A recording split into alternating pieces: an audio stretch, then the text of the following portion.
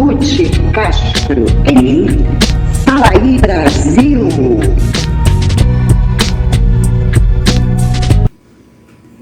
Fala aí Brasil, meu povo, minha pova, meus amores, minhas amoras, como estamos? Estamos bem, graças a Deus. Então, gente, a história do Milei, né? O Milei não vinha, aí o Milei veio, né? E deu um show, gente. Deu um show. Deu um show que virou meme. Ele não quis saber de fazer honra, nem para presidiário, nem para marmita de presidiário. Foi frio, seco e distante, né? E isso incomodou bastante, deu muito comentário. Vamos começar vendo isso porque tem muita coisa. Tem. Tá? Gente, é impressionante. Né? A mídia consegue colocar até a história de marxismo no meio que não existe. Será que marxismo não existe? A gente vai ver isso. Né? A mídia falando do Milei, ela fala coisas horrorosas a respeito dos conservadores, do Olavo de Carvalho, tá? Esse vídeo vai ficar quase que por último, né? Mas primeiro a gente vai ver o comportamento do Milei, né? Que é isso que chamou muita atenção da mídia, né? Deu muito o que falar, a diferença. Então, vamos ver ele chegando, né? Ele chegando lá. Como é que foi, qual foi a recepção, né? Frio e distante, bem distante. Da canja, então, ele chegou a afastar até a bunda, porque se ele se afastasse mais, não dava para cumprimentar, né? Gente, eu até falei, né? Vocês viram nesse videozinho, no meu último vídeo, eu falei do pezinho da Janja, que sempre põe o pé para frente. Protocolo zero, etiqueta, o que é isso? Ela acha que etiqueta é o que se compra em shopping. Né? Enfim, isso deu o que falar, mas isso foi a chegada, foi o cumprimento. Mas na foto oficial do presidente com o outro presidente convidado, destacou de novo, né, gente? Porque, incrível, ele foi o único que não esboçou menção de sorriso e fez o Lula ficar com uma cara de o que esse cara tá fazendo aqui, né? Porque o Lula não se criou, nem para apertar a mão, nem para abraçar, nem nada, porque o Lula é um presepeiro, porque o sonho dele é, sei lá, virar, isso é até um papo antigo, né? Receber prêmio Nobel de alguma coisa, de paz, não sei. Ai, ele recebe o prêmio próprio. Ai, não dá nem para falar, é o prêmio pobreza mesmo, né? E a diferença dos outros, né? Que gente, ele não é amigo dessa gente toda, não, de alguns, né? De alguns ele pode até ser, mas taca essa bola toda não, gente, não taca essa bola toda não, né?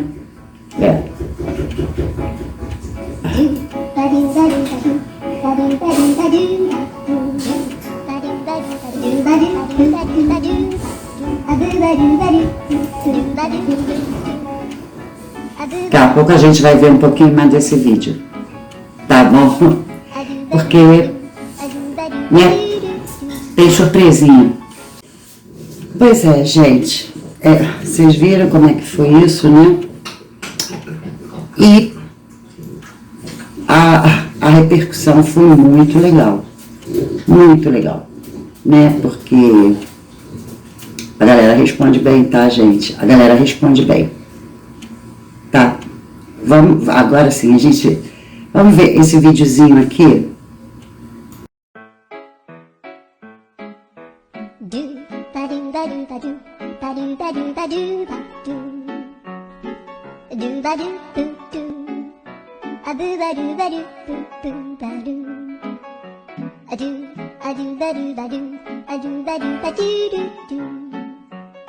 A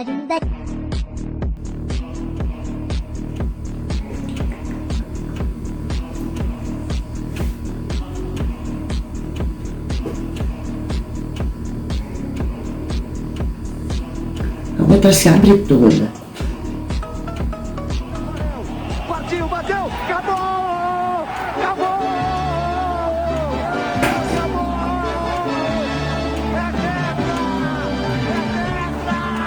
É tetra! Pra acabar! Pra exorcizar o último fantasma que vão...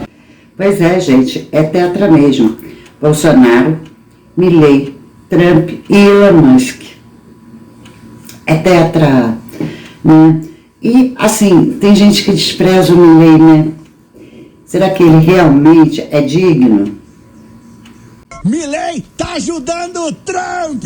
O presidente argentino tá exportando o modelo da motosserra e da desregulamentação para os Estados Unidos. É o modelo dos duros cortes de gastos que ele fez nesses primeiros 11 meses no cargo. O Elon Musk vai chefiar um importante departamento no governo Trump, uma espécie de ministério da eficiência do governo. E Milei colocou o ministro da desregulamentação da Argentina para assessorar o Elon Musk na sua tarefa. Ele vai replicar parte do modelo dos hermanos. Eles já estão em contato. É inacreditável.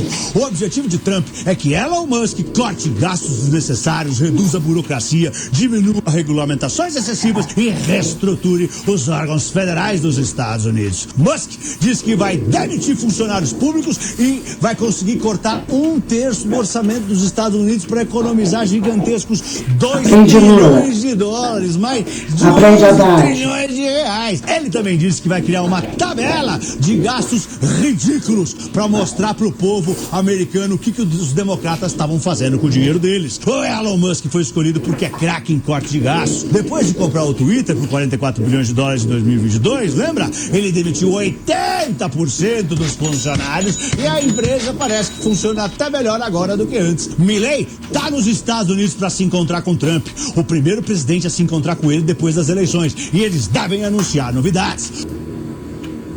E eles devem anunciar novidade mais. Ele já falou tudo. É por isso que eu podia ter trazido essa notícia, né? Porque está escrito em vários jornais, no Twitter e tal, mas essa narração foi ótima, né, gente? Então, né, esse é o Milei. E será que realmente ele é formal? Será que realmente ele tem essa coisa assim de que vai, mas é burocrático e tal? Vamos dar uma olhada. Ele com o Trump e com o Musk, para a gente entender melhor como é que vai ser essa história, né, gente? A gente precisa saber como é que vai ser essa história. Não posso botar música, não.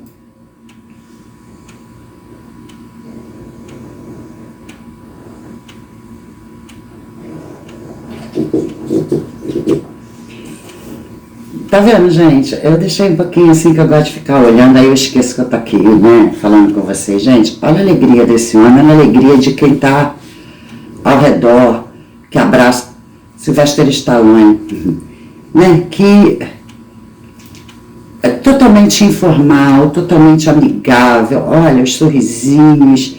Gente, e rolou até... Ah lá, é a musiquinha que tava dando no começo, que a gente não pode deixar, né?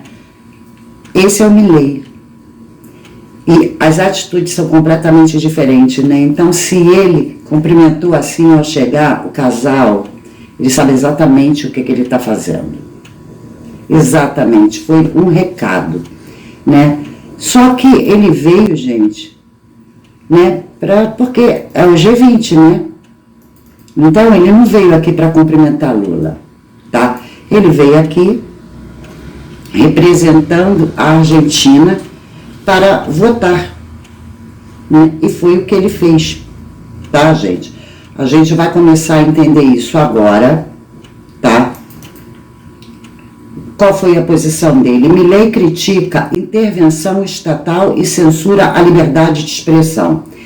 Gabinete do presidente argentino faz ressalvas à declaração final da cúpula de líderes e diz que presença do Estado não é o caminho para resolver o problema da fome. E não é. Né? A gente vai ver isso lá no final, quando eu falei que tem o videozinho da mídia, né? Bom, continuando, né? A Argentina decidiu assinar um comunicado final da cúpula dos líderes do G20, tá? O governo do presidente Javier Milei emitiu uma nota deixando claro que discorda de vários pontos do documento. O gabinete do Milei, inclusive, postou no Twitter X, no fim da tarde desta segunda-feira, 18, um comunicado oficial em que esclarece o seu posicionamento. O conteúdo destaca principalmente a discordância sobre a limitação de expressão nas redes sociais. Pois é, né? Pois é, ele sabe o que está acontecendo aqui. A Argentina critica a censura nas redes sociais. Conforme a nota, o governo afirma que, sem prejudicar a declaração de outros líderes, o presidente Javier Milei deixou claro em sua participação no G20 que não apoia vários pontos da declaração. Entre esses pontos estão a limitação da liberdade de expressão nas redes sociais, o esquema de imposição e violação da soberania das instituições de governança global, o tratamento desigual perante a lei e, principalmente, a noção de que uma maior intervenção estatal não é a forma de combater. Maior intervenção estatal é a forma de combater a fome. Gente, é que eu leio assim porque eu fico lendo e vendo outras coisas também ao mesmo tempo. A nota afirma ainda que o modelo de multilateralismo está em crise, porque se destoou da sua finalidade original. A finalidade seria permitir que as nações pudessem cooperar voluntariamente de forma autônoma e igualitária, para salvaguardar os direitos básicos das pessoas. Pois é, o gabinete presidencial critica a presença do Estado. Cada vez que se tentou combater a fome e a pobreza com medidas que aumentassem a presença do Estado na economia, o resultado foi o êxodo da população e do capital, né? A gente viu isso em Cuba e agora mais recentemente na Venezuela, né? A pobreza, todo mundo, o êxodo é a evasão, todo mundo fugindo, né? De acordo com o governo argentino, a posição do presidente Javier Milei, clara quanto aos problemas debatidos no G20. Se queremos lutar contra a fome e erradicar a pobreza, a solução está em tirar o Estado do meio. O comunicado defende que é preciso desregular a atividade econômica para liberar o mercado e facilitar o comércio. Assim explica a nota. Espera-se que a troca voluntária de bens seja o que traga prosperidade. Tá? E aí tá a nota. Tá bom? Bom. E ficou claro, né, gente? Ficou claro. Bom, então agora, como foi dito, né, eu deixei pro quase final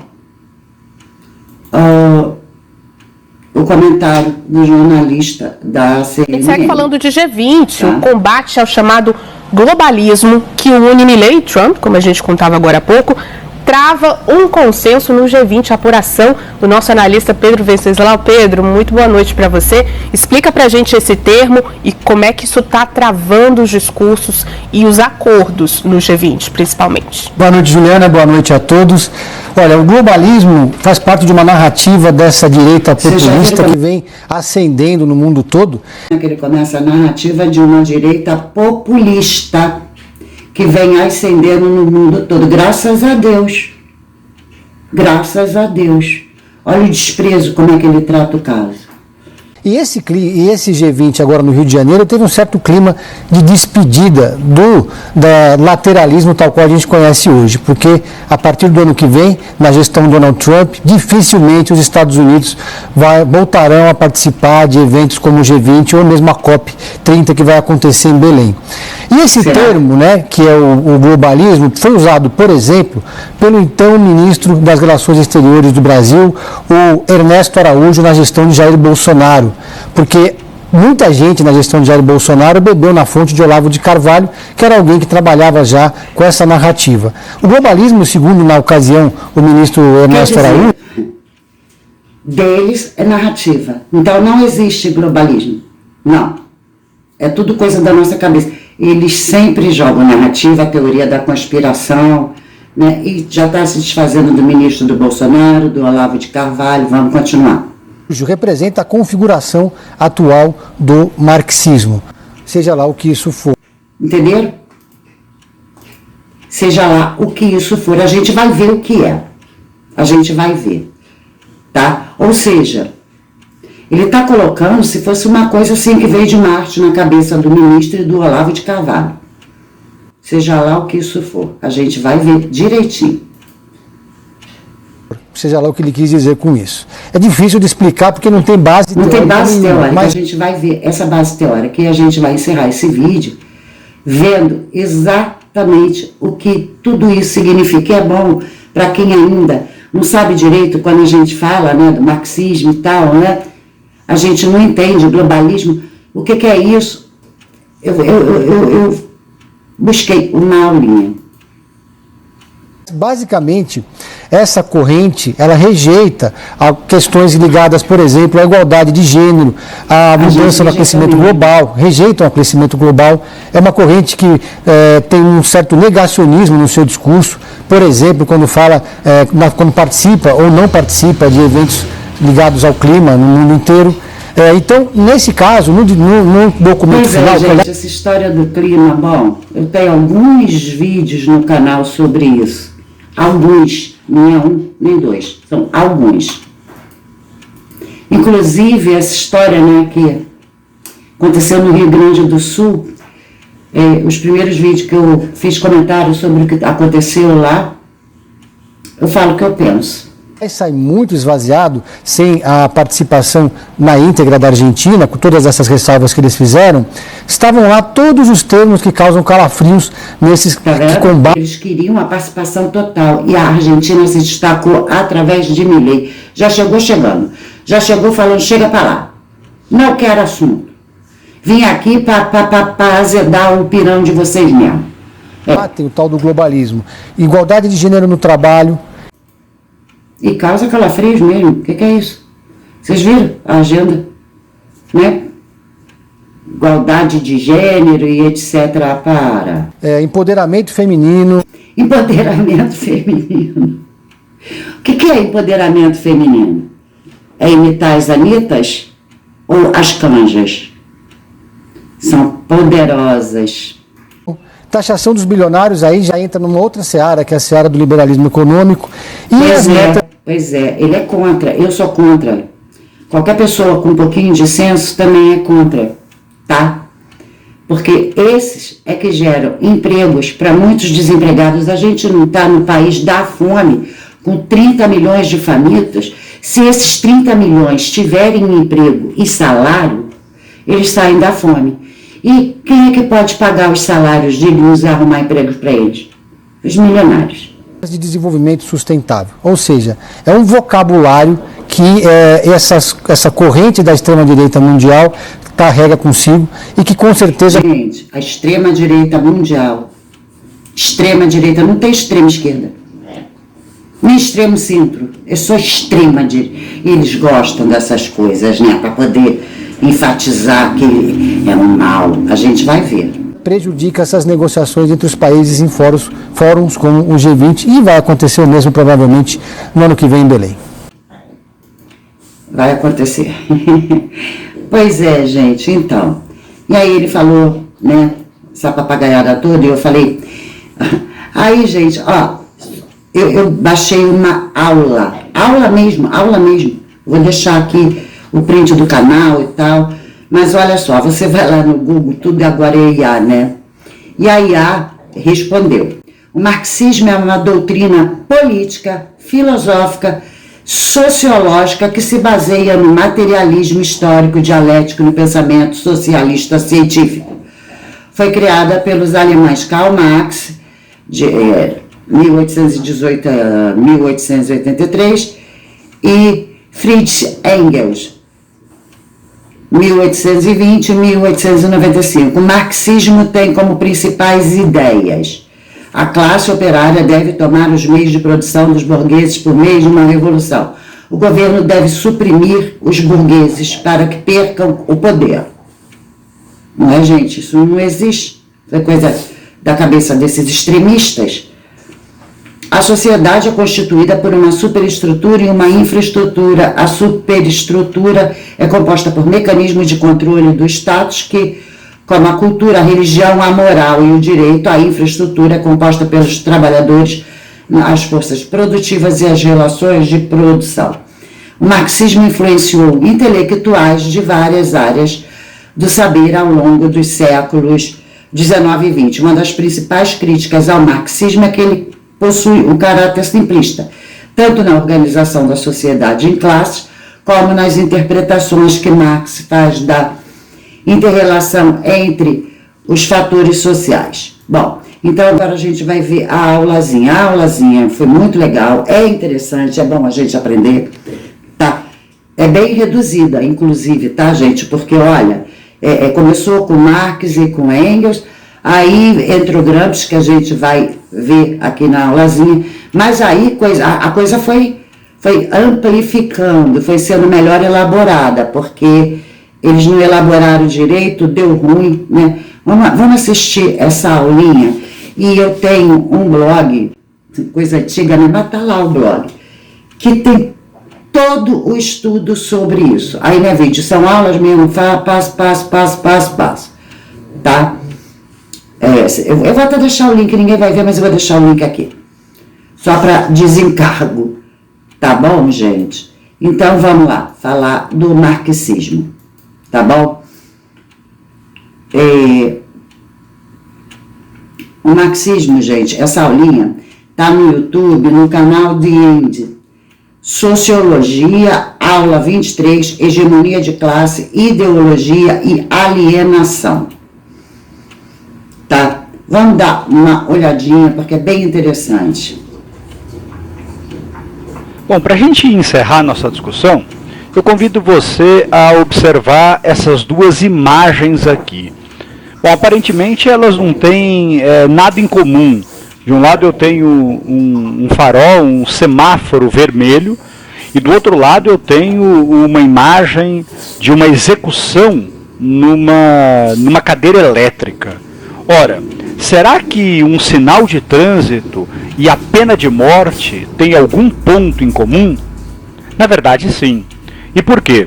Porque ambas essas imagens, elas servem para mostrar que a ideia maquiavélica de que a essência do poder é a violência está presente nos dias de hoje. A vida em sociedade, ela exige a construção de determinadas regras. E quando você viola essas regras, de alguma maneira vai haver uma condenação.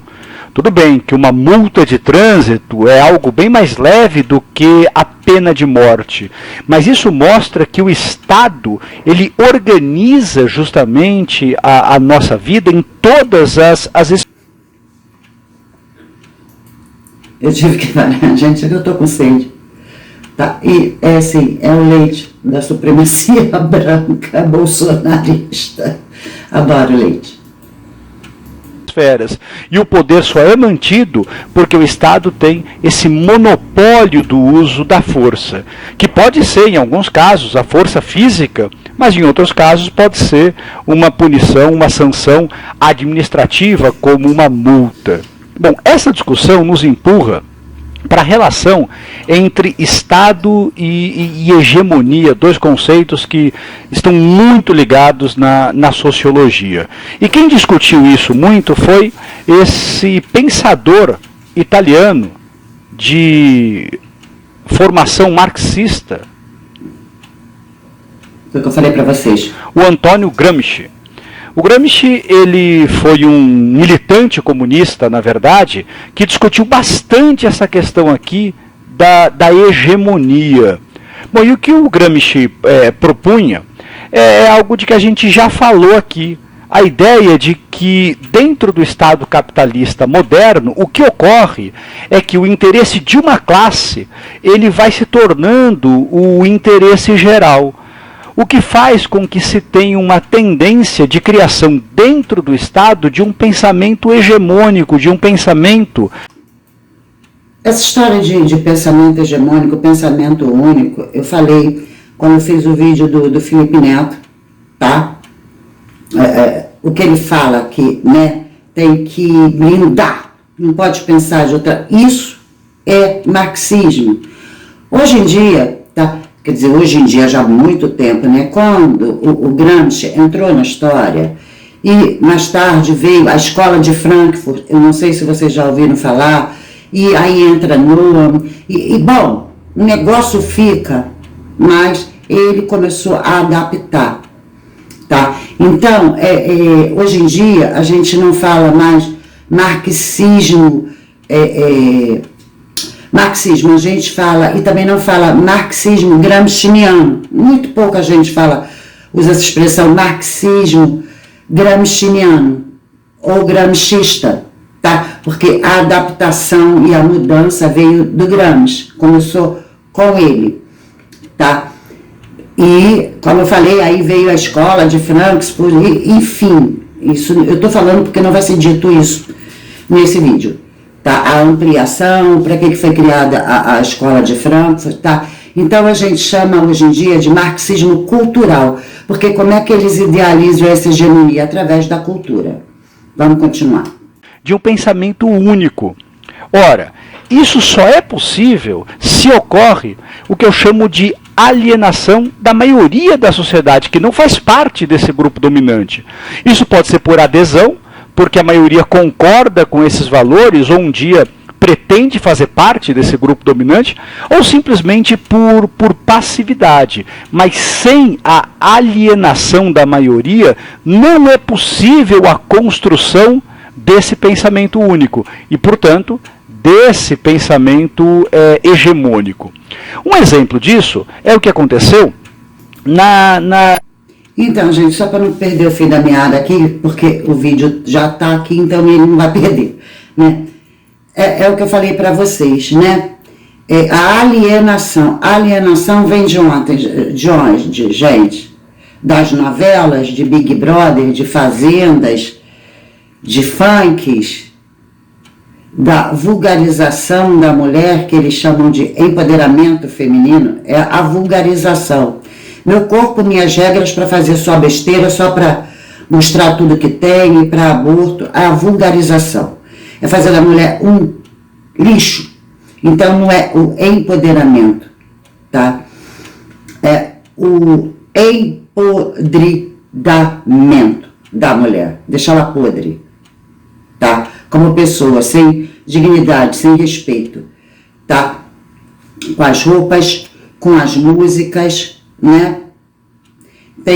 Ninguém manda nessa raba, já ouviram, né? Pois é, gente, eu moro num lugar que, querendo ou não, a gente é obrigado a escutar esse tipo de coisa, e isso é leve, né? É leve. Anitas, Ludmilas e etc., trabalham, por isso elas ganham muito, porque elas estão dentro, tá, da construção do globalismo e são bem pagas para isso, assim como a mídia podre, tá? Que o errado é certo, o certo é errado, as novelas ficam cada vez piores, tá? Enfim, é sobre isso, tá? Isso gera alienação. As crianças que estão nascendo hoje, os adolescentes, o que eles têm de bom para ver, para receber, que música eles estão ouvindo, qual programa feito realmente para eles, que traga amplitude racional e emocional, né? A República do Café com Leite, quando as oligarquias agrárias dominavam o Brasil durante a Primeira República. Vou até fechar o parênteses aqui para ficar mais bonito. Na realidade, não houve grande mudança no Brasil depois da proclamação da República. Os mesmos grupos que dominavam o final do Império continuaram dominando o início da República, sempre fazendo as pessoas acreditarem que os seus interesses eram os interesses dominantes. Agora, como é que é possível fazer isso? Só é possível fazer isso quando você controla determinadas instituições sociais. Então, os meios de comunicação, as empresas, as escolas, as igrejas, tudo isso contribui justamente para a criação desse pensamento hegemônico. Bom, temos um exercício para fazer envolvendo isso que foi discutido na aula. Vamos lá? Então, deixei até esse finalzinho para vocês verem que é a aula mesmo, tá? É isso, gente. Eu falei da imprensa, da comunicação, e ele, né, eu não falei de tudo porque eu sabia o que ele ia falar, né? Igrejas, principalmente, gente, olha, tá difícil. E não é essa ou aquela, não é essa ou aquela denominação, não. Tá tudo contaminado. Tá? Não digo pra gente abandonar as igrejas, eu digo pra gente abrir nossas mentes, prestar atenção. Aonde você estiver dentro da igreja, use o racional, não se deixe levar pelo emocional, das musiquinhas que te deixa meio, ou do reteté, não. Na mensagem, o que está sendo dito, tá bom? E igreja é obrigatoriamente ligado à Bíblia, tanto católica quanto protestante de um modo geral. Então, se liga na Bíblia e vê se bate, mas usa o teu cérebro, tá bom?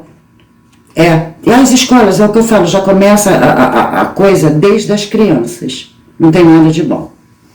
Né? Para terminar, gente, vamos fechar com esse vídeo aqui. Porque o jornalista lá da CNN falou esses absurdos. Então, agora vamos ver outro jornalista da CNN sobre o que é fascismo, porque nós somos fascistas, né? Bolsonarismo é fascismo? Não, acho que são coisas bastante diferentes. Por que bolsonarismo não é fascismo? Depende da sua definição de fascismo. O meu entendimento de fascismo é o seguinte, é um governo central que determina como a economia tem que ser dirigida, tá? Então ele vai dizer quem tem que produzir, a que preço. Vocês lembram do que eu li sobre o marxismo que a IA trouxe pra gente, né? E depois dessa aula, não é isso que está acontecendo? E o amiguinho dele da CNN vem dizer que isso é invenção da cabeça doida bolsonarista do ministro e do Olavo de Carvalho. Para quem? Nisso, o Lula é muito mais fascista, porque ele quer que a Petrobras pratique os preços que ele quer, que faça refinarias porque ele quer e não porque é interessante para a Petrobras. Né? Então, quem quer dirigir a economia centralmente é muito mais o Lula do que o Bolsonaro. O Bolsonaro tinha o Paulo Guedes como seu ministro da Economia. Então, nesse sentido, não era fascista. Se você está se referindo ao lado de autoritarismo, aí é uma discussão boa, mas eu tenho visto hoje, justamente o que mais me preocupa em relação ao autoritarismo no Brasil é esse ataque à liberdade de expressão, às invasões de propriedade. Isso, para mim, é que realmente são ataques autoritários, que o Brasil não via há muito tempo. Vocês entenderam? Então, gente, é isso, tá? Com essa história do Milei, a CNN deu uma pegadinha de fogo, né? E é bom que trouxe pra gente um debate. E é isso que o Milei também trouxe pra gente, né? Falando não para certas pautas. O que ele veio fazer aqui, resumindo, é pauta para ajudar a acabar com a fome, combater a fome no mundo, tá? Alguns itens, sim, ele era concordante, votou sim, e votou não, porque ele era discordante e que é do nosso interesse, de qualquer conservador. Ou, como eles dizem, né, os extremistas de direita. Né? É isso, gente. Entendeu? É isso.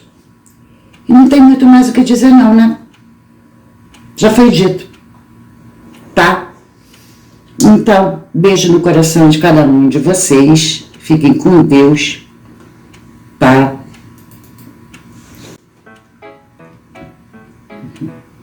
Até a próxima.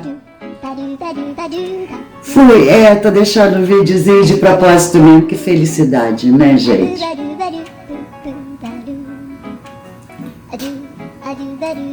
Vou deixar com vocês.